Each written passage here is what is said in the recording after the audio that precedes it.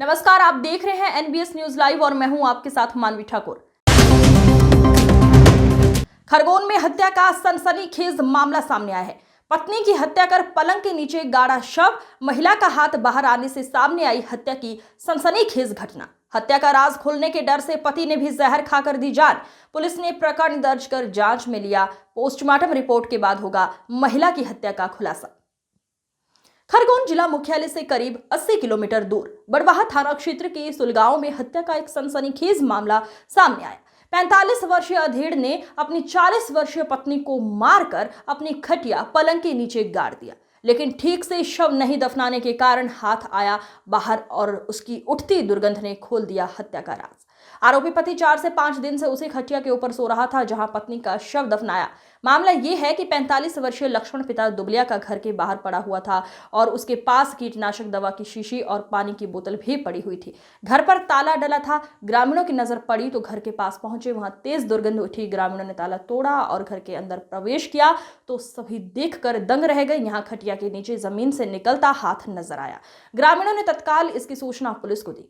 शाम को ग्राम सुलगांव से सूचना प्राप्त हुई थी कि ये लक्ष्मण पिता दुबलिया, ये मानकर समाज के हैं, ये इन्होंने कुछ कीटनाशक पदार्थ खा लिया और ये मृत अवस्था में अपने घर के बाहर हैं। तो ग्रामीणों ने जब ये पता चला कि इनके द्वारा कोई कीटनाशक पदार्थ खा लिया तो ग्रामीण इकट्ठे हुए।